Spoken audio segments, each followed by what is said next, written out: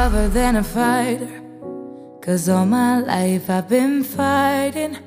Never felt a feeling of comfort. Oh, all this time I've been hiding, and I never had someone to call my own. No, I'm so used to sharing. Love only left me alone, but I'm at one with the silence. I found peace in your violence. Can't show me there's no point in trying. I'm at one, and I've been silent for too long. I've been quiet for too long. I've been quiet for too long. Hi, ladies and gentlemen. Thank you for watching the Therapeutic Talk show. Today we are having a guest who is someone who is really has been one of the key figures on campus for the past 4 years, and I'm gonna give him the opportunity to introduce himself. Good morning, Shaideen. Good morning. How are you? I'm all right. Can you just introduce yourself briefly? Well, my name is Shaideen Travers. I'm a Zimbabwean final year student studying public administration. And yeah. Yeah, so, all right, thank you. So my first question is, why did you choose Africa University in the first place, knowing that there are several universities in Zimbabwe, UZ, MSU, and so on? Why did you specifically choose Africa University, or how did it happen? Well, it's funny you ask. Africa University was not my first choice. All right. My first choice was to actually study abroad, but I met unfortunate circumstances that led me to choose AU as my second option. And why did I choose AU? I felt like I needed an experience that I had not felt before. I've been in a lot of what can I say, setups that evolve around government influence and so forth. Like and I didn't want to be part of a state university. Not to say that there's anything bad with that with one being there, but I felt like I had more to learn from AU than from any other institution, and I was right. Yeah. So August 2018, you came to Africa University, and straight in your second semester, you decided to go for the SRC elections. Knowing you personally, I didn't see it coming. Like you would go for that position, and then boom, Shaideen is going for the presidential position. How did it happen? What was the source of motivation? That's another funny story as well. I remember 2018 when we came, we were registering ourselves in the ICT, and that's where I met the friends that I still have now. And we just started discussing, and I just said it in passing that I know one day I want to try up and be maybe a student leader in whatever facet. And from there, I feel like the motivation came mainly from the people that were around me. I didn't have any circumstance or any specific thing that motivated me other than the people around me, my friends, and whether they wanted me to be in office for maybe privileges or what, I don't know, but it's mainly the people that were around me. And then I realized, as I was running for the position, that look, anything could happen, and if I am to win, a lot is going to change, and that change is what I was looking for. So that's somewhat what also motivated me to just soldier on. There was a point where I wanted to give up. I felt like, I'm sure you knew, I was running against a tough competitor as well, and I felt like I might, the fear of losing was following me. So the guys that were just behind my back pushing me up, those are the that was the main motivation. Just to mention a few from what you're saying. Yeah. So somehow you're saying that having a good environment, like having good people around you, it can also help you to Yeah, get into I think something. it's key. It's one of the key aspects to anyone's success. Having the right people to guide you at times, because we are human beings. We do get off track at times, True. and you just need a strong body of people to lift you up and push you to your full potential. That's very important, to have quality people around you. Especially when you are in an institution like this where you don't have family, and there's a lot that can go wrong. Yeah.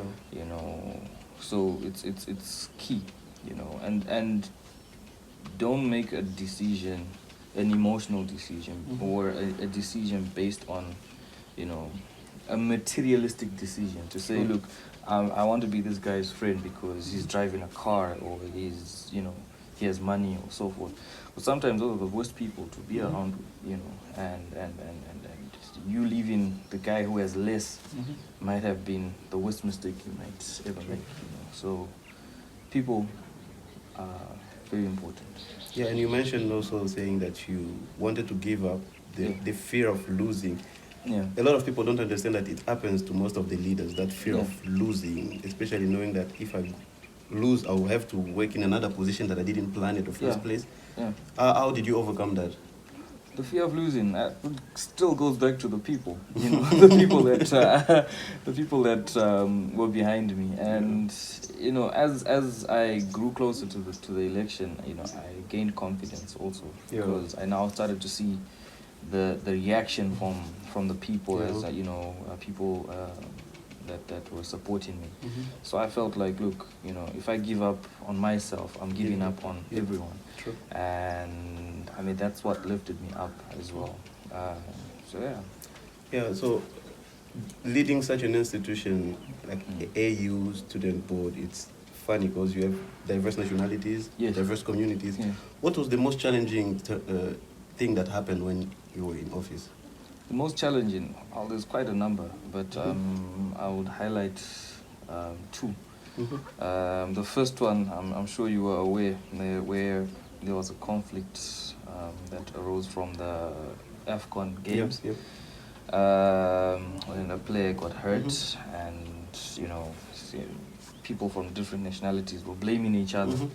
And this guy blaming that guy, and it caused a real rift within the student population. And that was the greatest challenge, because you couldn't make a decision that was going to benefit one side. We had to, and I think I got to a stage where I made a decision where I think the girls team didn't get what they actually were promised, because I had to shift some resources to ensure that both teams that were in conflict were happy. That was one of the toughest the things I had to encounter. And then the bus crisis, that one really, especially the number of students at that time. It really, it almost burnt me out. But I was fortunate enough to work under the late Prof. Furusa's leadership. He really guided me, and we are here today. We can now laugh at it. Look back and laugh and say, look, I've been through that, and it was something that was big. But if I'm to deal with it again, I'm sure I'll do it, in a way better way. Just to mention, I'm the president of the Congolese at the moment. The conflict is happening between the Wasa community and the Congolese community. Yes. What are the strategies you used to, bring peace between the two communities? Because I remember I'm the president of the Congolese community. I only care about my people. I only care about, Obviously, that's a bad thing. You shouldn't care about your people alone. At that time, that's how it really sounded, especially that, you have people complaining. You have to find a solution as the leader. And then on the other side, I remember me and What's the community? We were roommates. We actually talk in the room, and then we're like, how best are we bringing these people together?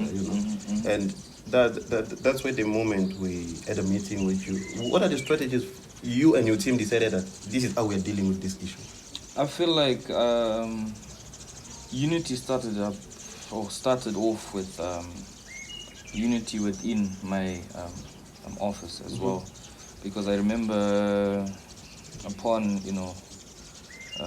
winning the election, I sat down with Fiston, who was a Congolese as well, and my vice president at the time, and we discussed and we aired our views. He had these things to say, I had mine to say. I can tell you, by the time we stepped out of the office, that was in the SU, we had a different mindset, and that mindset was unity. So that spirit, I think, shifted on, to the people. I feel like if we were to take a survey of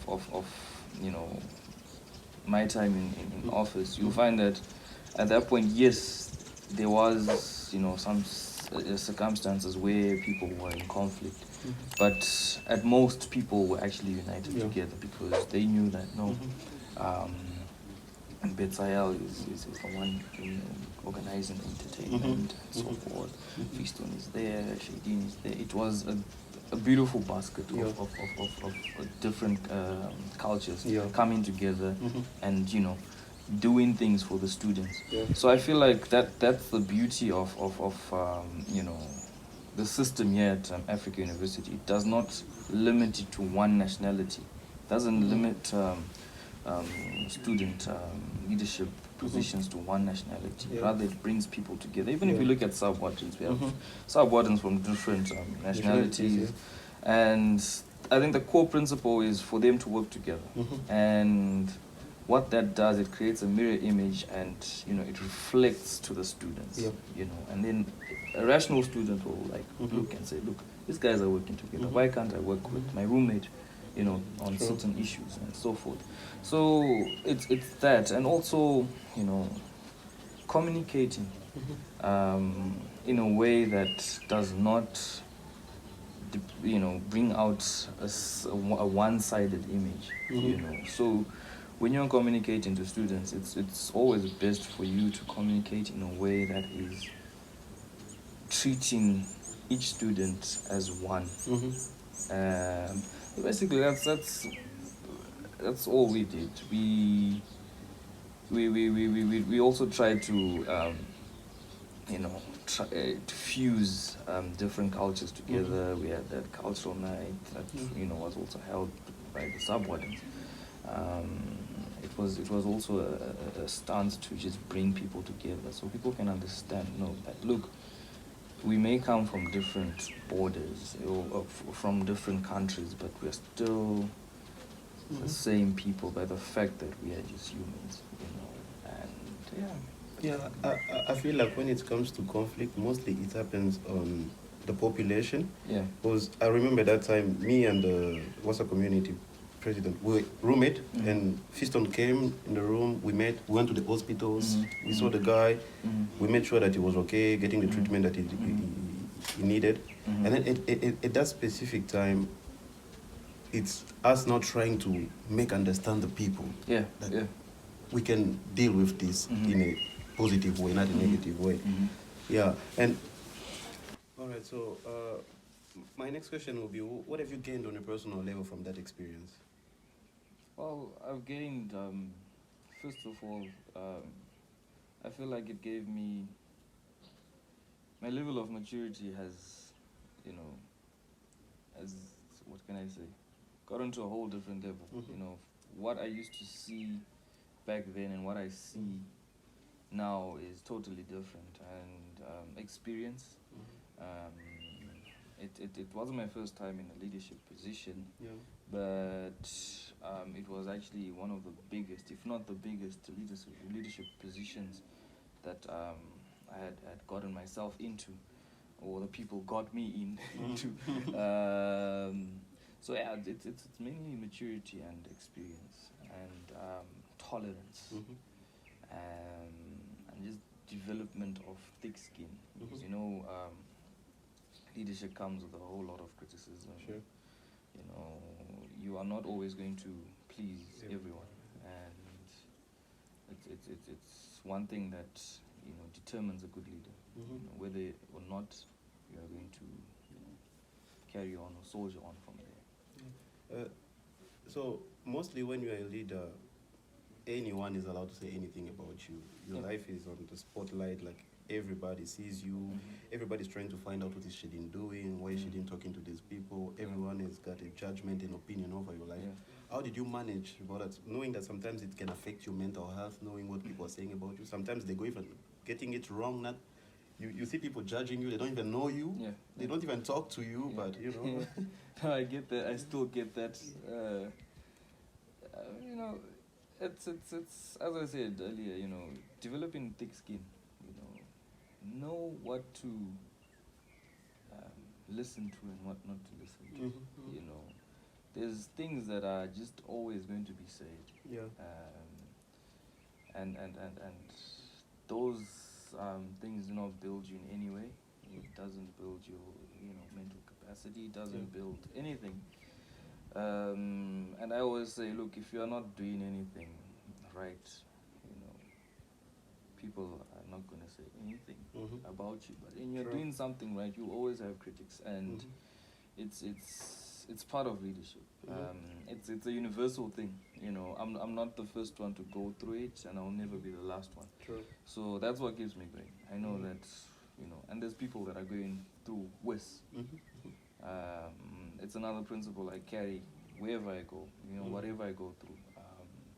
I always say, look, there's probably someone that's grateful for the little that they have, and here I am, complaining about what I have or what I'm going through.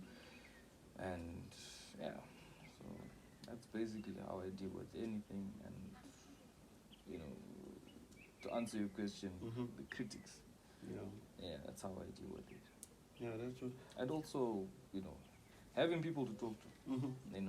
They always say a problem shared is half solved. So having people to talk to, that's why it goes back to the first point of having a good set of friends. Because your friends can make you or break you. So it's quite important to have people that when you are down, they're there to lift you up, and when you are up, they're not being jealous of you. They're there to support you, because they know that when you are up, they're also up as well. Yeah, that's true. Let's say if you had the power to change anything in your 4 years on campus, what would you change? Oh, that's a very good question. I think I'll change the fact that a lot of our students still do not understand the concept of Ubuntu. So I would make that the center of everything I do, trying to bring them together and making them understand that, I'm safe with you as a Congolese. I'm an Angolian, but I'm safe with you as someone from Rwanda or whatever. I think that's one of the things that I would actually, fight to change. The whole concept of Ubuntu on campus, because for now it's just a spoken word, and we don't have much to actually champion Ubuntu. Yes, we preach it, and staff members preach it. But I feel like we need to do more. Be it, us, promoting it through hosting, different activities where you bring these people together, or just having talk shows like this to bring, or podcasts, something, to bring the people together. Yeah, but let me just ask this question. Seeing your terms in office and the leaders that have followed you, we had Ike after you, I guess. Yes, and then we there's had two. There's Ike and Ziki, and we'll be having Amos. Now we have Amos, How do you see the progress? Is it? I mean, it's it's quite difficult to tell because I can only imagine how difficult it was for Ike and Ziki, with them, leading in a pandemic. In a pandemic and also online. I know that the communication is slow, between the student body and the admin. And there's not much to do. Yeah. So for me to start measuring progress would be, I think, a little unfair for them. Yeah. So I feel like they did a good job, nevertheless. And we just can't wait to see what Amos can do for us. All right. Yeah. Let's say by joining AU, you came with expectations. Yeah. Are you satisfied as a final year student, academically, on a personal level? When you were coming to African University, you had something in mind that you wanted to get from this place. Yeah. As you're leaving this place, how can you rate the satisfaction? The satisfaction. Mm-hmm. Well, a lot has changed for the better. Mm-hmm. I've gained a lot of experience, as I said earlier. I've met a lot of people. I've gotten to understand different cultures. I've gotten to understand, or I think my PR has actually gotten better with people. So there's a lot to take home. That is good, and I have no regrets. So I think I'll rate it 10 out of 10 for me. Personally. Interesting. Yes. Interesting. Others might have their own views, but personally, 10 out of 10. Yeah. And what if you had to give advices to the younger you who arrived here 4 years ago? Like, you had to tell him something. Yeah. What would you say to him? Knowing what you went through, now you are getting back to the you when you got here. What would you say yourself? Oh, there's a lot. So I'll just try to make it a bit short, I think first of all, choose your friends wisely. Because your friends can either make you or break you. Sure. And take it easy. There's no rush to getting anything good. You don't have to rush. Everything has its own time. And sometimes when we rush, we are just, cooking a recipe for disaster for our own selves. And I feel like, we should always strive to do good. But sometimes doing good is not good enough until you do it the right way. Yeah, sure. So you can't buy yourself out of things. You can't love yourself out of things at times. You got to be a servant to a lot of things, especially for those who want to, take up leadership positions. I think the best leadership style you can ever use, especially when dealing with students or anyone else, out of the institution, is servant leadership. It's the best. But that worked for me, and I feel like it's something that makes you happy, as a result of you seeing other people happy. So basically, those are the things that I would give to younger me, or those who are behind me. Yeah. All right, and you've been here. I guess everybody knows about Shaideen. Yeah, you be leaving this place. People know what you have done.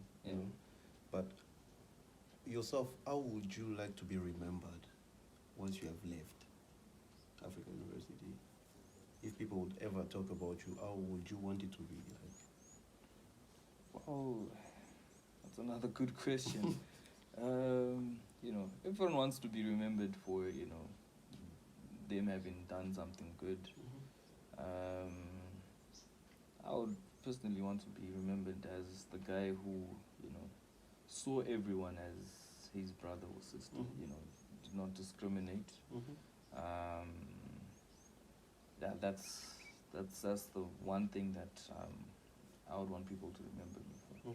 And I think it's very important, because out there, one day we might meet, each other, and I don't want you to feel like if I approach him, he will treat me in any other way, So just wanting people to be free around me, and because I know there's a couple of people that say, no, you look intimidating, and it's not the case. Sometimes my mind will be somewhere else, So yeah, that's. I guess I go through the same thing. A lot of people are like, you look tough. It's like you don't smile at people, you don't talk to people. But the truth is, when you get to know me, you find another.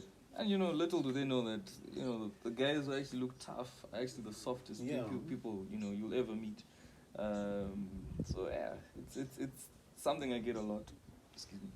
It's something I get a lot. But as people get to know me, they actually start to realize that, look, you actually had the wrong perception about this guy. He's actually welcoming, to say the least. Yeah. All right, guys, thank you so much for watching. I hope it has been educative. We have learned so much. Thanks, Shaideen, for coming in. It's a pleasure to have you. Knowing what you have achieved, we wanted to learn some from you. And I guess we have learned a lot, and this video is going to help a lot of people. Thank you so much. Thank you very much. All right. Ladies and gentlemen, thank you for watching. It was your Therapeutic Talk show, your educative show. Hopefully you learned something from this episode.